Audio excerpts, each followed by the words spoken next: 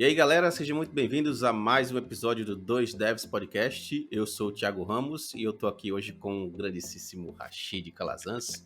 E aí, Rashid, como é que você está? E aí, Brent, e Ramos, e galera, beleza?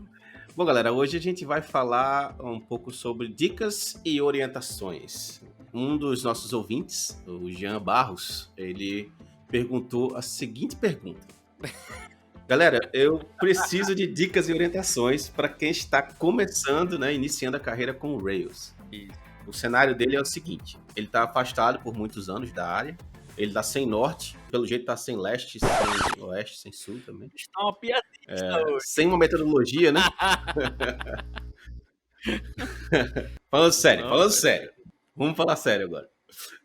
Ele tá sem norte, né? Ele tá sem a metodologia de como iniciar ou reiniciar a carreira. E ele tá perguntando quais tecnologias aprender, como montar um portfólio, como voltar para a área de software. Isso. De certa forma, é o mesmo problema que eu acho que uma pessoa que está aprendendo também enfrenta, né? Eu não sabia que tecnologia estudar, Quem tá iniciando na área, né? para onde se Tanta dedicar, para informação entrar, né?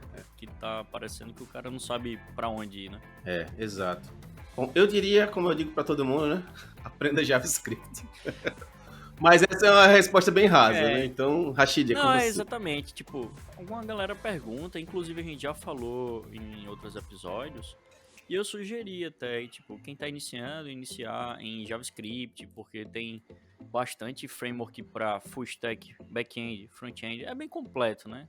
Sendo que hoje eu adiciono algo, cara, beleza, JS, massa, mas Ruby, por exemplo, que é a linguagem que eu mexo, é muito bom também. Tipo, tem muita vaga, é uma linguagem fácil de aprender, é uma linguagem humanizada, como eu falo. Por que humanizada? Porque é uma linguagem que não foi pensado ou feito para interagir entre máquinas. Os métodos são nomes fáceis, são nomes que a gente lendo identifica como humano, não é como se estivesse falando com a máquina. O método, por exemplo, o class, ponto .class, normalmente de várias linguagens, ele vai te trazer o nome da class, o que ela é. No Ruby tem o ponto .class, mas você pode chamar simplesmente, me deu o nome, ponto .name. Tipo, esse tipo de humanização que eu falo, os métodos são mais fáceis de, ao ler, compreender o que é. O Ruby foi meio criado assim, sabe? Então, eu ainda indico o JavaScript. Inclusive, é uma linguagem que eu não trabalho fortemente. Mas eu indico ainda muito o Ruby. Ruby on Rails. O Ruby foi criado para desenvolvedor ser feliz, né? Não ficar triste, né? Então, assim, realmente o que você falou é exatamente o mantra do Ruby, né? Deixar o desenvolvedor feliz. Fazem o que parecem fazer, na verdade, né? Os nomes são bem claros, assim. É uma das características do Ruby. E eu diria assim, se você quer voltar para a área, né? Se você já teve experiência com Ruby, no caso do Jean Barros, ele já teve experiência com Ruby. Eu acho que voltar a estudar Ruby on Rails é uma boa. Ou talvez até tentar outros frameworks Rails-like, né? Se você tiver alguma experiência com Java, por exemplo, né? Play Framework, alguma coisa assim. Se você tiver experiência com PHP ou Laravel. Eu até poderia dizer Phoenix com Elixir, mas aí o paradigma de Elixir é outro, né? E já é um pouco mais complicado. Mas nesse caso específico, eu diria que você pode se aprofundar em Rails. Tem muita gente dizendo que as vagas para Rails estão acabando, mas isso não é verdade. A hype tá muito alta de JS. A hype de JS é muito alta. Isso por quê? Por alguns motivos, né? Tem realmente muita vaga. Tem muita empresa que entrou no hype do React Native, e aí agora as vagas estão pipocando porque as empresas têm software nessas plataformas, nessas tecnologias. Porém, Ruby e Rails já são tecnologias bem maduras, né? Já são usadas por muitas empresas. Tem empresa grande que usa Rails. E hoje existe, pelo menos é o que eu estou sentindo, pode ser o início ainda, e eu posso estar nessa bolha inicial, né? Que eu sempre fui um early adopter de muita coisa, então eu posso estar meio que nessa vibe aí. Mas eu sinto que existe hoje um início de um movimento aí para a galera voltar às raízes, né? Tipo, voltar ao server-side rendering, né? Voltar a usar frameworks web, sem estar querendo criar o app em JS e a API. Eu tenho visto muito isso. E a gente tem visto muitos lançamentos assim de frameworks e tecnologias voltadas para ajudar com que o desenvolvedor volte a ser o desenvolvedor full stack, né? Então a gente está vendo aí o DHH lançou o Hotwire agora, né? O Tony Messias esteve aqui com a gente, ele fez um port Foi. do Hotwire para Laravel. A gente até vai chamar ele depois aqui para conversar sobre isso. O Elixir, por exemplo, tem o Phoenix Live View, que é fantástico. Eu tô super impressionado com o que dá para fazer com o Phoenix Live View. E eu diria o seguinte, se você está entrando numa startup, a startup está meio na vibe de fazer JS e API, eu diria o seguinte, dá para fazer a mesma coisa hoje com Hotwire, né? E Rails, ou com Laravel, ou com Phoenix, por exemplo, e Elixir. Você só precisa fazer o design responsivo, bem pensado para mobile, né? Ou mobile first, né? Agora, lógico, se você está entrando numa empresa, ou está entrando num projeto, precisa offline, por exemplo, muito offline, aí eu ainda diria que vale a pena você pensar aí o que talvez um React Native vá trazer de bom para você. Muita complexidade envolvida, tipo, coisas muito offline que precisam ter um nível a mais de complexidade. Eu nem pensaria muito em tentar híbrido, assim. Pode ser muita dor de cabeça a longo prazo. Se você já sabe que vai ter que ter muita complexidade no seu aplicativo, né? Já iniciaria com algo nativo. Concordo com você. Eu acho que quando a complexidade é alta, eu acho que ainda vale a pena pensar no nativo, porque existem muito mais ferramentas, né? Talvez até mais maduras, eu não sei, mas pode ser um preconceito meu. Mas, assim, depende muito do budget, né? Tipo, se eu inventar de ser nativo, eu já tenho que ter mais dinheiro, assim, talvez, porque... Talvez não, com certeza, né? Por exemplo, a gente já trabalhou numa empresa que optou pelo nativo por N motivos, e porque precisava ser nativo. Até hoje eu acho que não tem como fazer aquele software sem ser uma aplicação nativa, né, para iOS e Android. E a complexidade era muito alta e valia a pena, mas assim, a empresa hoje gasta mais dinheiro porque precisa de profissionais daquela tecnologia. E a verdade é essa, né? Faltam profissionais, principalmente experientes, para todas as tecnologias. Então, quando a empresa adota a tecnologia, ela sabe que ela vai passar um perrengue ali para procurar profissional. Então, assim, mas por isso que existe essa diferença de budget aí. Talvez seja bom o cara que não tem muito dinheiro, ele ir para o JavaScript, mesmo sabendo que talvez, lá no futuro, dependendo do problema dele, ele vá precisar de um nativo.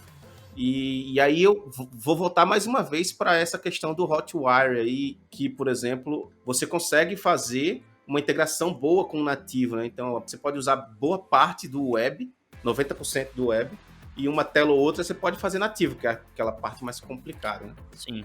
E isso é uma grande vantagem. E eu diria, aprenda Ruby, aprenda Rails, porque eu estou sentindo esse movimento voltando aí, né? De certa forma, eu acho raízes, que tá voltando a tentar ser simples, simplificar mais as coisas, tipo.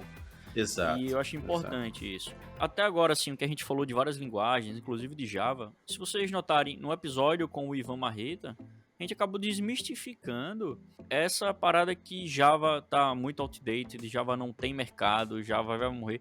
Cara, ele mesmo falou, na Europa é vaga a rodo, né? Então, o que a gente tá tentando dizer é, se você já tem alguma experiência com alguma linguagem, cara, por que você não dá uma olhada nela novamente e segue com ela? Mesmo que seja PHP, Java, JS, Ruby, Elixir, o que for. Porque tem vaga, sempre vai ter.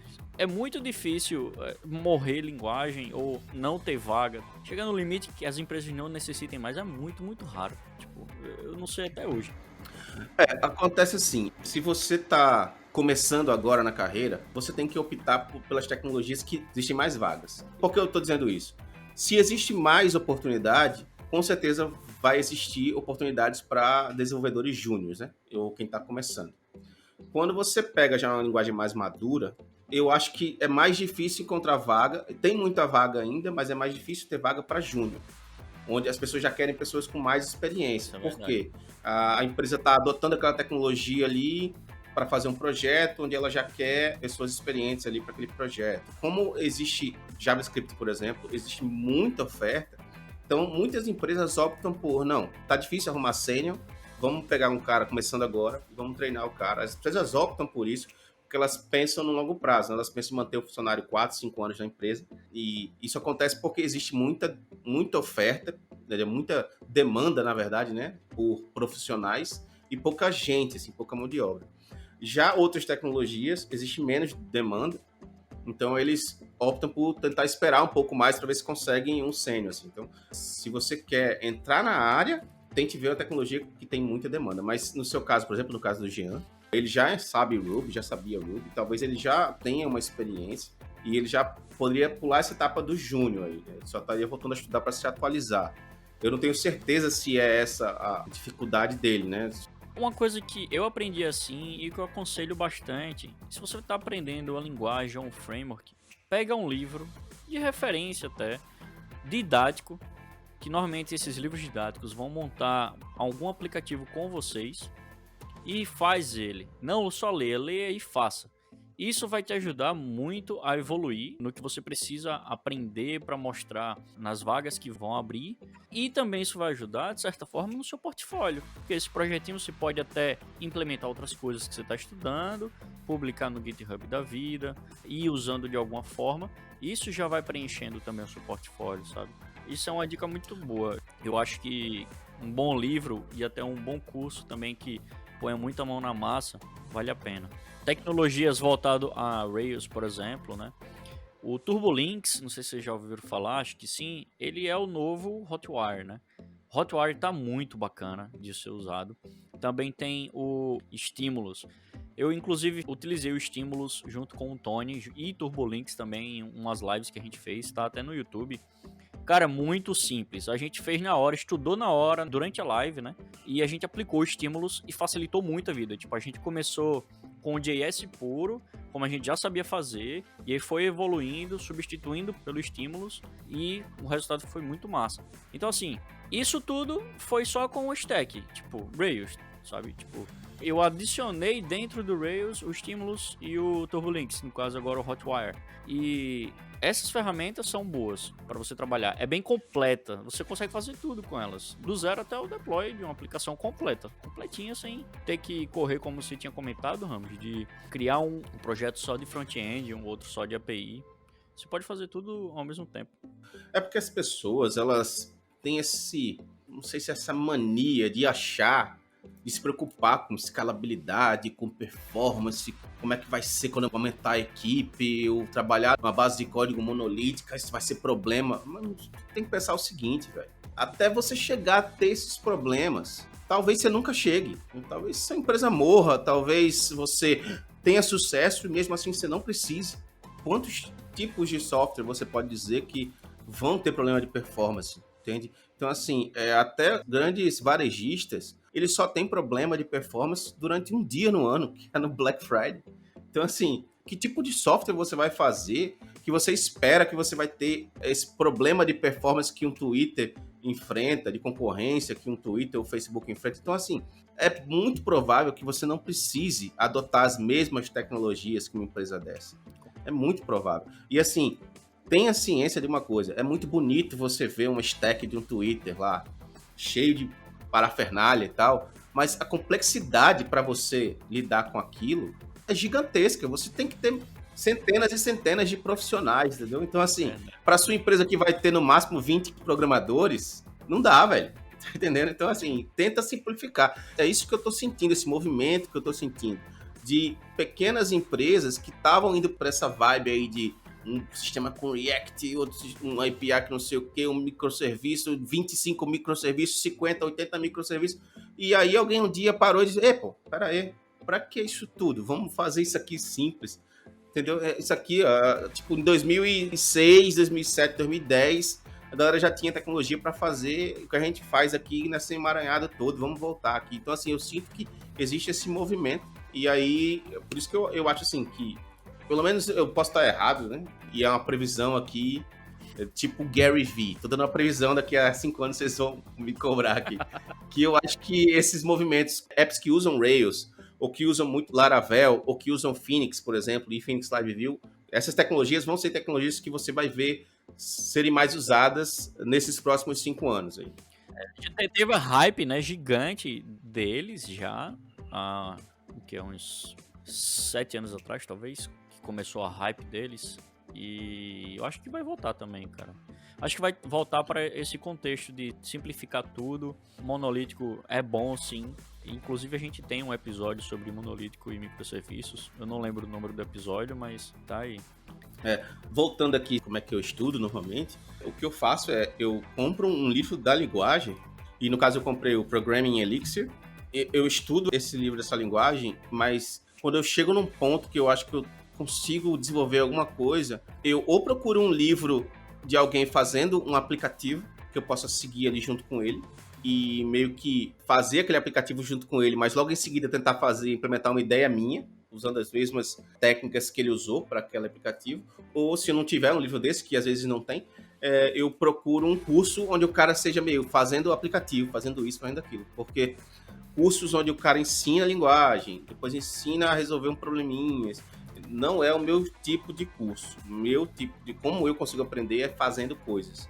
E às vezes eu tento fazer sozinho, mas quando você busca um curso ou um livro, tem muita dica ou macete que o cara já meio que penou para destrinchar e tá ali dado para você, entendeu? Com certeza. Então, assim, estou estudando matemática, é a mesma coisa. Eu procuro alguém que tá ali fazendo alguma coisa que faça sentido para mim num nível mais acima. Por exemplo, sei lá, você vai estudar sobre teoria de grafos, por exemplo. Mesmo que eu não saiba a matemática anterior, talvez não domine tanto, eu vou tentar estudar teoria de grafos e vou vendo ali o que me falta de base e aí vou tentando ir para a base, estudar a base para voltar para o que eu estou querendo estudar. Porque eu prefiro achar um tópico que me interesse, que eu tenha realmente a curiosidade e a vontade de aprender, e quando eu estiver aprendendo ali, eu sinto a dificuldade por causa de alguma base que me falta, mas aí eu vou estudar essa base com vontade, porque eu sei o porquê que eu estou estudando aquela base. Se eu for estudar da base para cima, eu perco a vontade, eu não consigo. E eu já percebi que eu sou assim. Outras pessoas são diferentes, né? Gostam de estudar bem linear, né? Aprender aquilo, para depois aquilo, para depois... Eu não, se eu ver um tópico que me interessa, eu vou tentar aprender aquele tópico e aí vou aprendendo as coisas que eu deveria saber antes de tentar aprender aquele tópico, né? É assim que eu funciono. Eu acho que muita gente é assim também. Uma outra forma que eu também aplico, além do livro, curso, e sempre tá na prática ali, é ver a documentação. Um exemplo lá do que eu tava fazendo com o Tony na live, tipo, a gente queria implementar Turbolinks. E a gente fazia anos que não mexia com Turbolinks. Então o que é que a gente fez? A gente conhecia como é que ia ser mais ou menos o sistema e o que aplicar. Então a gente baixou projeto feito em Turbolink dos caras, projetos de exemplo, projetos aleatórios, foi na documentação dos caras, leu de cabo a rabo. Quando lia, não entendia, lia, tentava ver a referência do código para fazer. Ah, então é por isso, isso aqui faz mais sentido assim. Deixa eu testar umas coisas. Ia no próprio projeto do cara que estava funcionando, mudava ali algumas coisas para saber como funcionava mesmo. E aí começava a fazer as referências. Então, foi prática, mexendo e depois aplicando para o projeto que a gente estava mexendo. Então, tudo é prática. Tudo é muito mão na massa. Então, isso é uma orientação e uma dica muito forte para quem está iniciando ou voltando a estudar. É essa, velho. Muita prática. Pega a documentação, pega um livro de referência, pega um curso legal que tenha muita prática. Uma coisa que eu percebo, assim, que eu falo para todo mundo, inclusive para mim mesmo, né? Quando você está aprendendo uma tecnologia nova ou quer aprender uma tecnologia nova, pense o seguinte: tenta copiar uma ideia de alguém ou ter uma ideia original que instigue você como se fosse uma criação de startup. Eu vou criar um produto. Tipo assim, eu vou criar esse produto. Então, usa a criação desse produto, a instiga de criar esse produto para aprender a tecnologia. Por quê? É muito provável que o seu produto fracasse, não chegue a lugar nenhum. Mas você usou ele para aprender uma tecnologia. Então, assim, o outcome, né, de ter feito esse produto é ter aprendido uma linguagem que talvez vai lhe dar uma oportunidade de emprego em algum lugar. E se por acaso você for o sortudo de conseguir fazer uma ideia que ela dê certo, você conseguiu fazer um produto, tá ligado? Então, assim, acho que é um ganha-ganha, assim. Ao invés de você fazer um sisteminha de controle de alguma coisa que você não se empolga tanto, que também não é nada original demais e tal. E, lógico, se você não consegue ter ideia de jeito nenhum de algo original, que a maioria de nós, você pode buscar ideias de outras pessoas e copiar na cara de pau mesmo. Conforme você estiver fazendo, copiando a ideia da pessoa, ideias novas vão surgir, porque você vai pensar, não, isso aqui faz isso, mas de repente eu podia adicionar isso aqui também. E a ideia começa a se tornar sua. E aí você começa a ficar empolgado e tal. E sempre tem essa vantagem de você poder ter aprendido aquilo ali mesmo. E, inclusive, muita gente faz, que dá curso, que dá ajudas em gerais, clone do Twitter, clone do Facebook, clone do Instagram, tipo... É muito massa, porque você sabe como é a funcionalidade. Normalmente você já utiliza no seu dia a dia essas plataformas, né? Esses softwares. Então você vai fazer o seu ali, muito mais simples, mas vai estar lá, vai usar tudo que você está estudando. E isso ajuda muito. quando você faz um clone do Twitter, você só fez o 0,01% do Twitter, entendeu? Porque muita gente pode pensar, ainda mais quem tá começando, né? Ah, fiz um curso e o cara fazia um clone do Twitter. Fiz o curso todo, no final tinha uma aplicação igual ao Twitter funcionando. Então o Twitter é isso, entendeu? E na verdade não é. E uma outra dica muito forte, junto com orientação forte beleza, se você está estudando Rails, ou qual linguagem for, e o seu concorrente lá para vaga também tá, um puta diferencial é você saber utilizar testes. Se você vai fazer em TDD ou não importa, mas saber como criar testes, desenvolver testes, isso é um diferencial muito grande. Muitas empresas solicitam ou diz preferência que saiba testes, não é o requerido, mas isso vai fazer um diferencial. Às vezes a empresa nem usa, inclusive o Ivan Marreta, no episódio lá do Java, ele comenta, muitas vezes, Rashid, a empresa não usa sempre, ela requer que você saiba testes, mas dependendo do projeto a gente vai aplicar ou não, mas que o desenvolvedor tem que manjar. Então isso é um grande diferencial, tá? Uma coisa que eu, sinceramente, não consigo me ver trabalhando sem fazer teste. Até porque eu não consigo confiar nem quando tem teste. Então, assim, tipo, eu crio os testes e me sinto melhor um pouco. Eu me sentiria totalmente ansioso e nervoso se eu tivesse que fazer deploy de um código sem teste. Eu também. Assim, sinceramente, eu me sentiria. E, assim, principalmente com linguagens que não são compiladas, né? Por exemplo, o Ruby, né, não é compilado. Então, assim, para você ter certeza que aquilo realmente funciona, uma letrinha a mais num método que não era para ter, não vai quebrar se não tiver teste e você não exercitou aquele código. Às vezes você fez um teste manual que não passou por ali, entendeu? E aí só vai ver isso em produção e sabe lá que problemas isso pode causar, né? E aí, por que eu digo que às vezes até o teste eu não confio, né? Porque eu também posso ter criado um teste automatizado que não exercita aquele...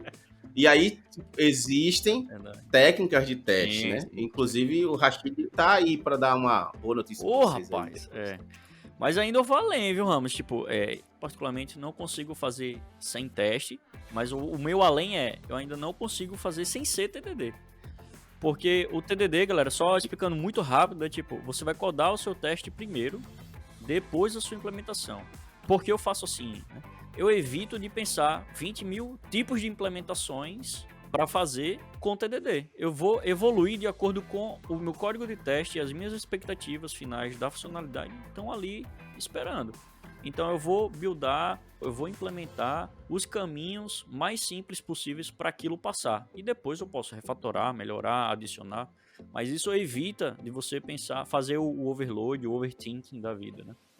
E assim, existe várias técnicas para teste, mas particularmente pensando em TDD, tem dois autores, um que é relacionado a teste e um que é sobre TDD. É perfeito esse livro. Eles fazem uma aplicação do início ao fim com o TDD, e é TDD mesmo, assim. É um livro do Steve Freeman, e o outro autor, não lembro agora também, que a galera chama de GOS. Mas o nome do livro é Growing Object Oriented Software with Tests, Guided by Tests. Então, assim, esse livro é perfeito se você quiser ver como é implementar TDD criando um software. Sim. É muito bom mesmo. E eles não são xiitas de teste de software, não. Eles são desenvolvedores muito experientes que entendem o motivo pelo qual eles estão usando aquela tecnologia e a metodologia. E eles vão implementando e eles vão dizendo os prós e contras de você estar implementando ali daquele jeito. E aí eles acabam caindo no problema de design de código, por que o design de código foi daquele jeito, como o teste obriga ou direciona o design de código para aquilo. Então, assim, muito bom. O outro autor é um cara assim, sensacional. Para mim, ele é o ápice de assuntos relacionados a teste no Brasil, que é o Maurício Anish. E assim, eu já li alguns livros do Maurício. Tem até um livro, o último livro que eu li, Test Driven Development, Teste e Design no Mundo Real. Ele tem na Casa do Código. E eu acho que ele tem várias linguagens. E eu não li a do Ruby, eu li a do Java. Mas ele tem várias linguagens. Inclusive, ele tem para Ruby, ele tem para PHP, C# e Java. E tem esse outro livro também que eu li dele, que é Testes Automatizados de Software, um guia prático. Todos têm na Casa do Software. Não são livros gigantescos. São bem diretos. São livros teoricamente pequenos, diretos, assim, muito bom. E o Maurício Anish, ele é pesquisador dessa área de teste de software. É um livro muito bom para você que quiser se aprofundar aí, principalmente no TDD também. Inclusive, vamos tentar trazer ele aqui para conversar com a gente algum dia sobre isso especificamente. Bom.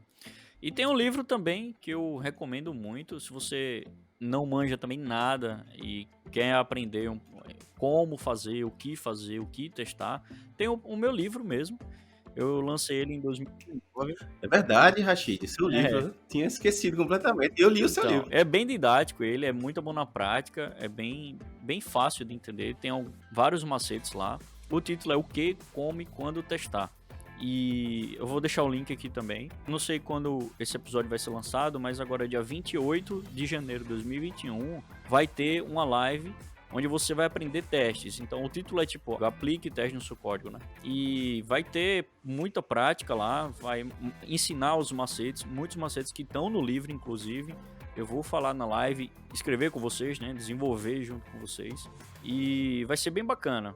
Vale a pena ir dar uma conferida. Eu vou deixar o link, inclusive, da inscrição do evento, né? O evento ao vivo, na descrição do episódio também. É provável que você já tenha feito a live quando esse episódio for pro ar. Porém, é bom deixar também até o link aí da novidade mesmo. Sim. E para quem não conseguiu participar da live, a live vai estar disponível aqui no link, né? E no final dela tem uma oportunidade espetacular. Assistam até o final, que vocês não vão se arrepender, beleza? Bom, então assim, voltando no problema do Jean Barros, né? Ele tá afastado da área de software, já sabia uma coisa de Ruby, pelo que eu entendi. Ele não tem uma metodologia de como iniciar a carreira. Vamos tentar fazer um drill down aqui, assim. A gente tentou recapitular aqui o que a gente tentou passar para ele. Você pode tentar com Ruby. Eu tentaria voltar com Ruby se eu já tivesse tido alguma experiência com Ruby. Se eu sou totalmente iniciante, né? Se eu vi só Ruby básico, mas não trabalhei com Ruby nem nada, eu tentaria realmente JavaScript. Em termos de vagas de emprego para júnior, eu creio que tenha mais. Metodologia.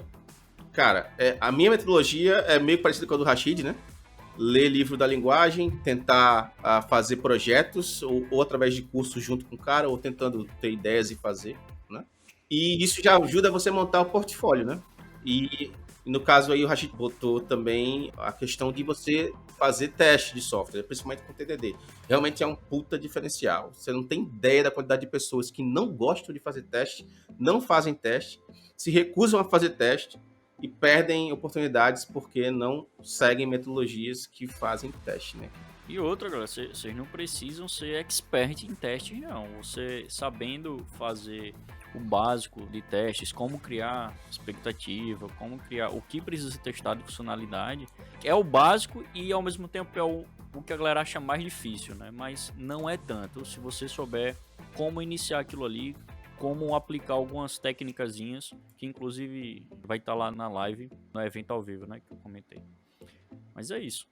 Bom, galera, eu espero que a gente tenha pelo menos tentado ajudar aí 1%, né, na carreira do Jean. E se vocês aí também tinham essa mesma dúvida e tal, espero que a gente tenha ajudado também. A nossa intenção aqui é sempre tentar passar o conhecimento de tudo que a gente sabe.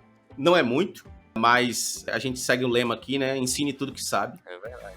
E a gente tenta fazer isso de várias formas. O podcast é uma delas, né? A gente também constantemente faz vídeos no YouTube, lives no Twitch, tenta fazer posts no Instagram, às vezes com alguma dica ou algum assunto específico. A gente faz o que a gente pode de acordo com o tempo que a gente tem, né? E com a vida que a gente também quer viver. É verdade. E assim, eu agradeço imensamente a gente ter tido muita interação com vocês aí que estão ouvindo a gente e que agora estão vendo, né, no YouTube também. Se vocês quiserem muito, prestigiem lá o canal do YouTube, dê aquela curtida, se inscrevam no canal para que a gente possa aparecer mais também nas buscas do YouTube e ajudar mais gente. Se vocês não seguem a gente, no YouTube é 2devs, pode procurar 2devs lá, vocês vão achar o nosso canal. No Instagram é @2devs, no Twitter @2devspodcast. O site do podcast é 2devscast.com.br ou 2devs.simplecast.com.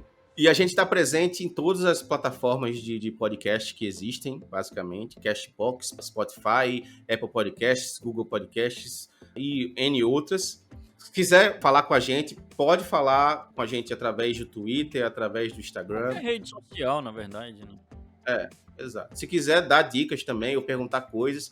Esse episódio, por exemplo, foi um episódio direcionado a uma pergunta que o Jean fez e a gente resolveu tentar responder ela. Achamos interessante, né? E Exato. quisemos trazer um pouco mais a fundo.